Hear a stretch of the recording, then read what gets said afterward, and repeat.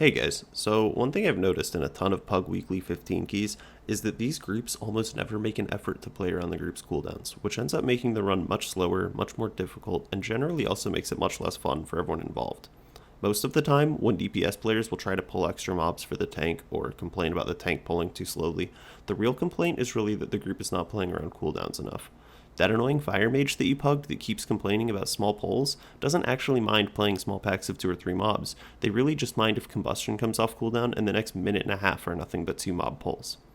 Playing around damage cooldowns is one of the big differences between pug keys and high IO team keys that results in such massive differences in dungeon speed and overall damage, and while it might seem like there's no chance that a pug group can come close to the coordination that you see in high key groups, it's actually pretty easy to play around cooldowns fairly efficiently, even with little to no real coordination. If you aren't currently playing around your group's cooldowns, then starting to do so will easily be one of the biggest ways to quickly improve your performance and the performance of your groups in Mythic Plus. This is incredibly useful for tanks, as it is an important way to assess when it would be valuable for the group to do a bigger than average pull, but it's also useful for healers so that they know when a pull will die quickly and easily, or when it might take longer than normal and need a bit of extra healing.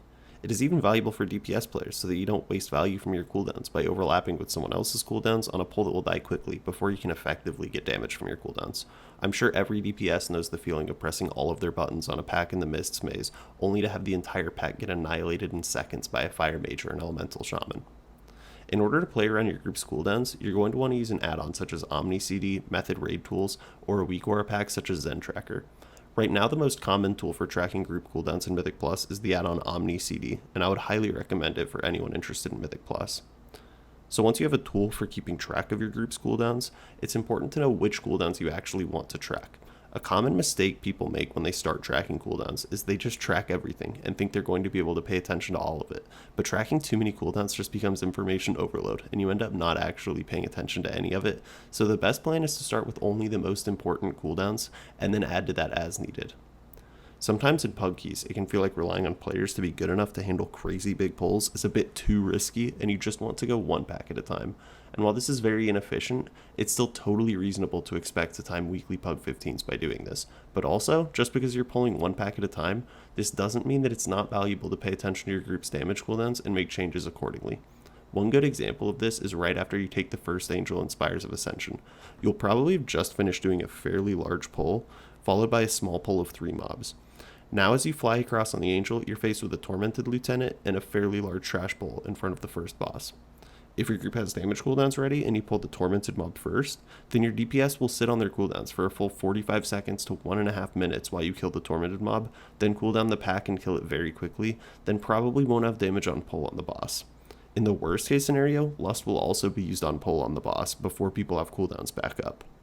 On the contrary, if you don't have cooldowns back up after the Angel, then playing the Lieutenant mob first gives you plenty of time to let cooldowns come back before playing the big pack before the boss. So even though you're playing one pack at a time, whether you should pull the Tormented mob before the pack or the pack before the Tormented mob depends completely on which damage cooldowns your group has available. That's just one of countless decision points that can occur within a dungeon that should be informed by the available damage cooldowns in your group. Okay, but knowing how to track cooldowns and knowing that you should play around cooldowns isn't really enough to play around cooldowns very effectively. You also need to know what cooldowns are worth playing around and in what situations these cooldowns excel. So I'm going to go through every cooldown reliant DPS spec in the game and go over how to track and to think about their cooldowns as efficiently as possible in as simple a way as possible. Keep in mind that I'll be assuming that these specs are being played fairly competently, and if they aren't, then tracking their cooldowns won't be nearly as beneficial. So first of all, there are some specs that can be safely assumed to always be able to do damage. These specs don't need to be specifically catered to when considering how to pull dungeons, and are happy to press their cooldowns as often as possible, regardless of the pace of the dungeon. Fury Warriors, Beast Mastery Hunters, Survival Hunters, Frost Mages, every rogue spec, Feral Druids, Windwalkers, Unholy Death Knights, and Havoc Demon Hunters are fairly happy with any pull cadence and don't specifically need to be catered to. Some of these specs have big 1-minute AoE cooldowns, such as Shuriken Tornado and Flagellation, or Dark Transformation and Unholy Blight, or Bone Dust Brew, but these 1-minute cooldowns will generally be used on any pack regardless of how big it is. Or they have long cooldown abilities like Shadow Blades, Berserk, or Army of the Dead that are great for single target damage but aren't hugely impactful in terms of how big you should be pulling. But some specs care a lot more about pull cadence with their cooldowns, so let's go over how these Berserker classes work and how to easily be able to track when they can do big damage. First, let's go over the Arms Warrior. Arms Warriors will almost always be playing either Kyrian or Night Fae, and the play patterns for these builds will be somewhat different. For Kyrian Arms Warrior, the major damage will be Spear of Bastion with Warbreaker, but this gets used essentially on cooldown, no matter what kind of pack you're fighting, so that it stays lined up with the longer cooldowns of Avatar and Bladestorm. When Spear of Bastion, Warbreaker, Avatar, Bladestorm, and the Overwhelming Power Crystal Trinket are all available, however, the Warrior will definitely be hoping for a significant pull to happen, so they can use all of their cooldowns together for some sick damage. For Night Fae Arms Warrior, their biggest AoE damage will happen when they line up Warbreaker with Ancient Aftershock, Field of Blossoms, Avatar, Overwhelming Power Crystal, and Bladestorm. So the play pattern and damage profile of Night Fae and Kyrian Arms Warrior are fairly different, and between the two builds there are a lot of cooldowns that are involved in their big damage windows.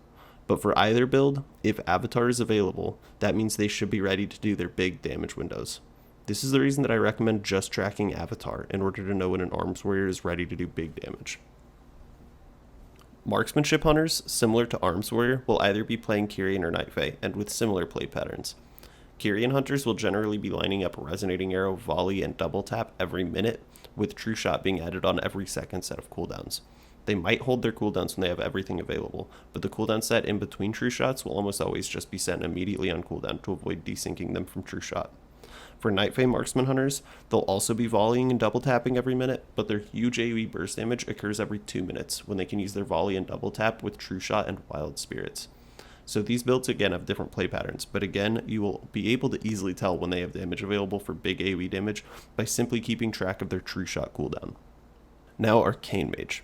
Arcane Mages have an interesting play pattern of building up stacks of Arcane Harmony to unleash a massive Arcane Barrage inside of their Rune of Power and Touch of the Magi window. They can do this damage fairly frequently, but when they're able to add Arcane Power to this damage, it can do some truly incredible damage. So it's very valuable to make sure there are several mobs to hit when an Arcane Mage is ready to use Arcane Power, and it's important to keep in mind that when an Arcane Mage finishes their Arcane Power window, several mobs will just get deleted from existence. Trying to get a high priority target and several other mobs together whenever an Arcane Mage is ready to use Arcane Power is immensely valuable. Okay, now Fire Mage. Fire Mage is the classic example of a spec that needs to be catered around. Outside of Combustion, a Fire Mage will usually do similar damage as the tank or healer, but when they have Combustion, they do absolutely absurd damage for 10 seconds. This damage is mostly uncapped, and even massive pulls can just get demolished in 10 seconds with the use of one Combustion. If a Fire Mage has a lot of mobs to hit whenever they have Combustion ready, they can make a dungeon fly by in a blink of an eye, but if they constantly need to sit on Combustion for a decently sized pull, they will end up doing tank damage and contributing very little to the dungeon. If you have a Fire Mage in your group, paying attention to when they have Combustion available is incredibly important. Okay, so now let's talk about the evil wizards, starting with Shadow Priest. So Shadow Priests do some decent damage every minute with Mindbender in the Shadowflame Prism Legendary, but their biggest damage occurs within their Void Form, Power Infusion, Soul Letting Ruby window. The iconic spec cooldown for Shadow Priests is Void Form, but a better cooldown to pay attention to would be Power Infusion, because Shadow Priests will usually prefer to hold their Void Form for when their Power Infusion is available. Especially when they talent into Ancient Madness, their Void Form windows are incredibly potent and definitely something that you should be aware of. Alright, now Warlocks, starting with Affliction. So Affliction right now is more cooldown reliant than it's ever been. It does its big damage with Soul Rot, which is available every minute. However, every 2 minutes, they're able to line up this Soul Rot with Dark Soul Misery, Summon Dark Glare, and an unused trinket such as Soul Letting Ruby or Shadowed Orb of Torment. Without these extra cooldowns, Afflocks will generally be okay with just using their Soul Rot on cooldown, but when they have Dark Soul, Dark Glare, and their trinket ready, they will really want and need to have a big pull so they can take advantage of this insanely powerful AoE burst damage. Okay, so now Demonology Warlock. Demonology Warlock is another spec with their major cooldown cadence being every 1 minute, but with a much larger version of that cooldown available every 2 minutes. Are you sensing a pattern here? The iconic major cooldown for Demonology is their Summon Demonic Tyrant, but not every Tyrant's created equal. Demolocks will usually play the Wilfred Sigil of Summoning legendary to get Tyrant down to a 1 minute cooldown, and then will alternate between having a small Tyrant with just Soul Rot and Vile Fiend, and a much larger Tyrant with Soul Rot, Vile Fiend, an on-use trinket, and the 2 minute cooldown Grimoire Felguard. If you really want to know when this class is ready to do huge damage, instead of tracking Demonic Tyrant, it's usually a better idea to pay more attention to the cooldown of their Grimoire Felguard. Alright, now Destro Lock. Destruction Warlocks do basically infinite damage during their Summon Infernal window, and they do significantly less AoE damage outside of it. If you have a Destruction Warlock in your group and their Infernal isn't being planned around, they will not be having a very good time, and that's pretty much all there is to it. If you have a Destruction Warlock in your group, it is immensely valuable to keep track of when they're able to Infernal. Because of the Wilfred Sigil of Summoning legendary, this will usually be used every 2 minutes alongside Dark Soul Instability, but you might also see some Destrolux playing the Soul Conduit Inferno build, which can have an even lower cooldown on Summon Infernal. Rep Paladins are basically melee fire mages. During Avenging Wrath, also called Wings, they can do absurd damage, and outside of Wings, they do basically the same damage as the tank. They have 1 minute cooldowns that are fairly impactful, which they can use between wings, such as Divine Toll and Final Reckoning. But if you really want to know when a Rep Pally is able to dish out serious damage, pay close attention to the cooldown on their wings. Okay, and now let's talk about Balanced Druid. So Balanced Druids can play either Night Fae or Venthyr, and if they're playing Night Fae, then it's okay to treat this more as a spec that can always do damage. Night Fae Boomkin damage is mostly based on their management of the Arcanic Pulsar legendary proc, rather than any class cooldown, and they don't really benefit immensely from pulling around their cooldowns. Although if you were to check a cooldown to know when a Night Fae Boomkin can really do a big pull, that cooldown will be Celestial Alignment. Sure, they have Convoke, but Convoke is one of the rare cases where a spell is actually better when used on fewer targets. But you'll probably also come across Balanced Druids playing Venthyr, and, well, let's just say that Fire Mages are no longer the most cooldown reliant spec in the game. Venthyr Moonkin is a spec that does essentially nothing outside of their massive 3 minute cooldown, but inside that cooldown they have 30 seconds of the most massive damage in the game.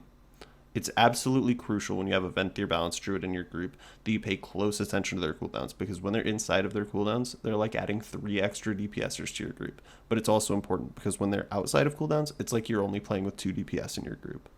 I would recommend tracking Celestial Alignment for Venthyr Druids instead of Ravenous Frenzy, the main component of their big burst damage, because these spells are always used together, and tracking Celestial Alignment works for keeping track of Boomkin damage regardless of which Covenant they're playing. That being said, it is still very important to know which Covenant a Boomkin is, because Venthyr and Night Fae Boomkins have very different damage profiles, and playing around their cooldowns is much more important for Venthyr than for Night Fae. Okay, and now Enhancement Shaman. I struggled to decide whether to place Enhancement in the group of specs that always does good damage, because their primary damage cooldown comes from their Doom Winds legendary, which has a 1 minute cooldown and will be used on basically every pull, regardless of how many mobs there are. But I decided to mention them specifically because their 3 minute cooldown Ascendance does crazy uncapped AoE damage, and when paired with Doom Winds can let them do incredible AoE damage. So this is definitely a cooldown that you want to be aware of, because when Ascendance is available, it can make much bigger pulls possible, and Enhancement Shamans will be very happy if there's a big pull for them to use this ability on whenever it's available. Elemental Shaman is another spec that can do good AoE damage at any point in time, and can do incredible AoE damage on every pull with Stormkeeper. But it is worth paying specific attention to their Storm Elemental cooldown, as it can add a ton of damage on big pulls. Alright, now I said I was going to only mention cooldown reliant damage specs, but it would be wrong to not mention Holy Paladin's Ashen Hollow.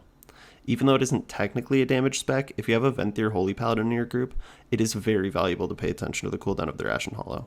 This 4 minute cooldown does insane amounts of damage and healing, and is strong enough to make otherwise impossible pulls downright easy. Given how weak Venthyr Paladins are outside of their cooldowns, it's very important to be aware of Ashen, as this is a great indicator of when a Holy Paladin can, for 30 seconds, become arguably the strongest character in the game. High key groups with Holy Paladins will even build their entire routes around making valuable pulls for Ashen Hollow.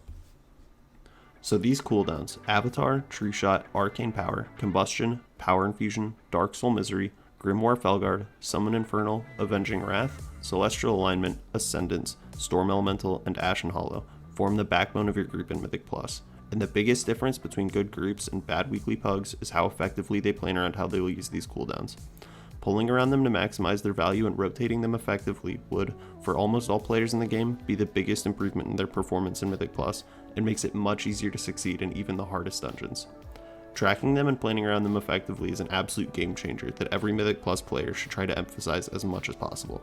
So download OmniCD, set it to track these abilities, and watch your Mythic Plus rating skyrocket. Did I miss anything for your spec that's important to keep track of? Let me know in the comments, and feel free to stop by my stream at twitch.tv/RudyLive to ask me questions or just hang out and talk about WoW.